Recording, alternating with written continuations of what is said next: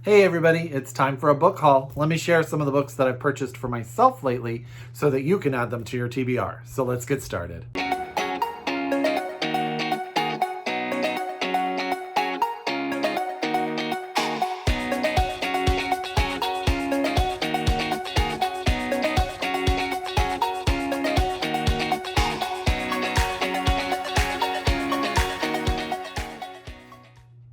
Hi everybody and welcome back to my channel. It's Russell with Ink and Paper Blog. How are you all doing? I hope you are well.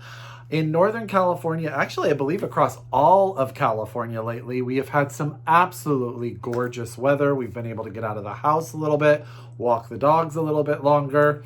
It has been absolutely amazing. And I have actually been doing some amazing reading. So I can't actually wait to do my January wrap up for you guys because I have some amazing books to tell you about. But that's not why we're here today. Today we are here for me to share with you some of the books I have purchased for myself over the last few months. Things for Christmas for myself, just books that I wanted, Small Business Saturday, all of that. I haven't done a video where I've shared all of that. So I have a good stack of books here to share with you guys. So as I always say, get out your pen, get out your paper, get out your Goodreads, however you keep track of your TBR. If you are so able, please order one of these books from your local independent bookstore or all of them if you are able to do that. Or if you are a library user, request that your library get you a copy as soon as possible.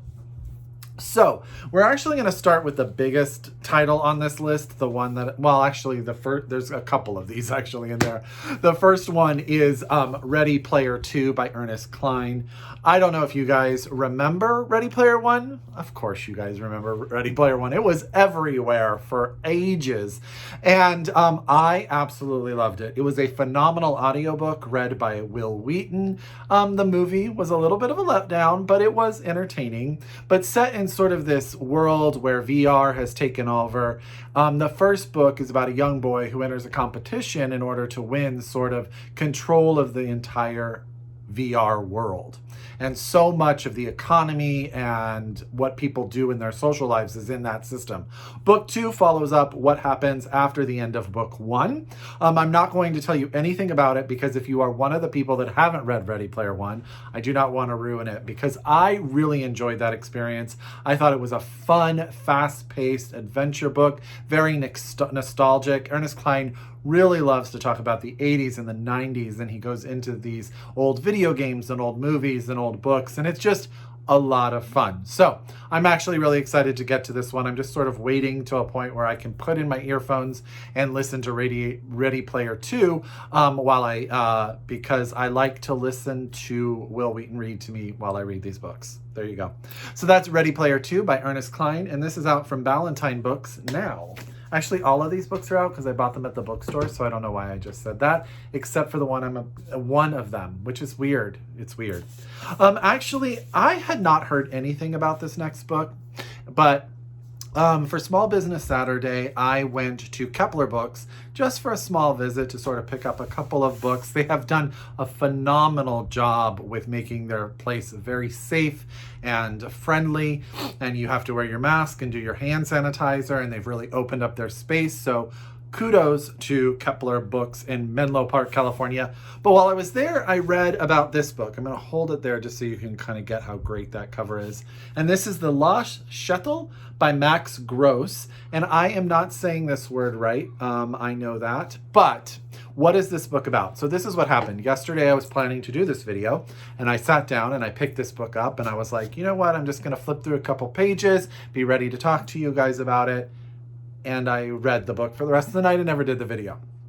This is about a little tiny Jewish community, a part of Poland, which has sort of been forgotten by the world. We start the book sort of with this community angst that's going on, and people disappear. They wind up leaving. And so what happens is the community sends someone out to find them, and the real world comes back with that person. And this community has really not moved on for decades and decades and decades. It was not even aware of World War II. So the future sort of comes, and how does that affect this town and this community that hasn't needed anything from modern society? And you know how modern society sort of always believes that it has the answer and it's better for everyone to have the advantageousness, that's a wrong word, the advantages of technology and roads and cars and all of that kind of stuff. But do you really need it if you've never lived with it and your life has been fine? So that's The Lost Shtetl by Max Gross, and I am absolutely in love with it. I've started it, I'm totally bought into it, and I'm really enjoying it. The next book I bought, because if you guys remember, at the end of the year, I was obsessed with Call Me By Your Name. I watched the movie, I read the book, I absolutely loved it. I would say that book is, fighting for my top 10 reads of all time. And so I went ahead and bought the sequel, Find Me, by Aciman, and it is this beautiful book. Now, I don't know a whole lot about it. I sort of just jumped into it because I loved the first one, but I to understand that this is a sequel, we're going to get to see Elio again, we're going to get to see Oliver again, and we're also going to get to see a story about Elio's father, who goes on a trip to see his son, and something happens and sort of upends everything. I'm sort of keeping this one a little bit close to the chest because I just sort of want to go into it blindly. I've heard very mixed reviews, but I loved Call Me By Your Name, so I'm hoping I like Find Me. So this is Find Me by Aciman, and this is out from Picador, and I just love Picador. I love all of these publishers. Okay, so the next book I'm going to tell you about is This Close to Okay by Lessa Cross Smith. This is out from Grand Central. Now, if you are a member of Book of the Month Club, this came out already, but it actually comes out in February. So you will be able to get your hands on it if you didn't get it from Book of the Month Club in a few weeks. Now, I loved Whiskey and Ribbons by Lessa Cross Smith, and I have had her short story collection that just came out, I think last year, on my shelf, and I need to get to it. I really do, because I think she is a phenomenal writer. But This Close to Okay is the story of a young woman and a man. The young woman is recently divorced, and she's sort of on her way home, and she sees this young man step over the side of a bridge, and she goes out and she sort of convinces him to come back, go to coffee, come to her house. And over this weekend that they wind up spending together in conversation, they start to learn not only about him and the reason that he was where he was when she met him, but also the character sort of starts to self-analyze herself to maybe come to terms with some of the reasons that led to her divorce. Yeah, that's all I know about it. I think it sounds fantastic. I totally trust Lessa Cross Smith to take me on a journey, to sort of make me cry, to make me feel things. I think she's a phenomenal writer. If you have not read Whiskey and Ribbons, what are you doing? It is so good. I just saw someone talk about people saying that, and I know we're probably reading other books, but that book is really good and you should read it. So I'm super excited for This Close to Okay by Lessa Cross Smith. This is out soon from Grand Central Publishing. Super excited about that one. Another book that I'm really excited to read is The Weekend by Charlotte Wood. Now, I read Charlotte Wood's, let me make sure that I cannot remember the name of it. Her book that came out, was it called The Natural Way of Things? Yes, and it was like this weird dystopian sort of thriller book, and I really liked it. I really liked it. It won the Stella Prize. I think this one was actually shortlisted for the Stella Prize. But The Weekend is actually the story of 3 women in their 70s who go to a house. I wonder if I can figure out where. It's a beach house to sort of memorialize their 4th friend who has passed away. And the question sort of at the beginning of the book is, can this friendship survive without this 4th friend? You know, I'm all about a book with women in their 70s. They're my favorite characters of all time. I love friend dynamics. I love books that are a quiet dissection of relationships, all within a single location. All of that absolutely speaks to me. So I'm really excited to read The Weekend by Charlotte Wood. This is out here in the US from Riverhead Books. I also know it is in the UK and obviously Australia as well. So a little Aussie lit for my friend Jacqueline. I gotcha. I just finished the most amazing Aussie lit book, by the way. I cannot wait to tell you guys about it. It comes out in February in the United States, and it was phenomenal. Yeah. So yes, there you go. Look at me. The next book I'm going to tell you about is Let's Go a Little Fantasy, and that is White Trash Warlock by David R. Slayton. Now, I actually met David years ago at a Booktopia event where I've met many, many of my bookish friends. And I knew he was working on this book for ages. And then it came out, and he got a star review in Publishers Weekly, and it just took me a little bit of extra time to get my hands on it, but I think this book sounds really fun, and I'm going to try to use the back of it to summarize it because I don't want to leave any details out. So, our main character is named Adam Binder, and it says at the beginning that not all magicians go to magic school, so he's a little bit more of your rough and tumble type of magic guy. He has the sight, and that means that he can see into these worlds with elves and gnomes and spirits. But a lot of his life, the power has sort of cursed him. It's sort of, as it says, hindered friendships, worrying his backwoods family, and fueling his abusive father's rage. So his brother winds up putting him in a mental hospital because of this, and then he sort of eventually comes to grips with his life. He leaves, and he's hoping to track down his father, and he winds up in Denver, Colorado, and only to discover that his brother's wife is possessed by a horrifying spirit that has taken possession of his brother's wife, and now wants to take possession of Adam.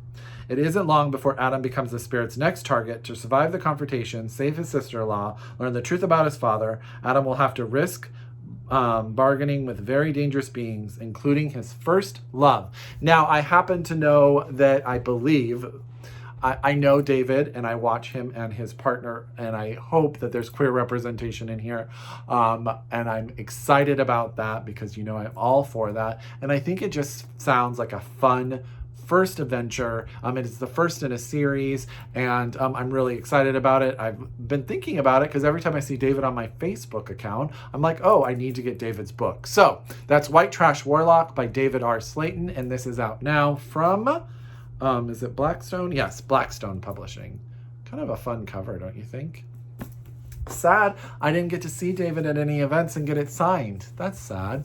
The next book I picked up, I want to say was also on Small Business Saturday, and it was a book I had never heard of, and that's Big Girl, Small Town by Michelle Gallen. This is actually set in Northern Ireland. And this is about a young girl. She's very quiet. She's very introspective, introverted, and she sort of just goes through her life. Sort of taking care of her mom who has an alcohol problem and not really knowing what she's going to do, where life is going to go. And she's really sort of lost. And there's also sort of the tension in Northern Ireland between Protestants and Catholics, which is causing some issues for her. It says here, but underneath all of her seemingly ordinary life are the facts that she doesn't know where her father is, and that every person in her town has been changed by the lingering divide between Protestants and Catholics. When her predictable existence is upended by the death of her granny, she comes to realize that there may be more to life than what she has sort of come to terms with is what her life is. The pub she works in serving chips, the people she gossips with. There's more to life to that. And you know how close I was to my grandmother, and how I realized after she passed that there was different things that you sort of have to take, not take for granted anymore. And I'm super excited about this. I like that it's placed in Northern Ireland. I think it's going to be a different perspective. And I'm super excited. So that's Big Girl, Small Town by Michelle Gallen. This is out from Algonquin Paperbacks. It's kind of a fun cover too. I'm really excited about it.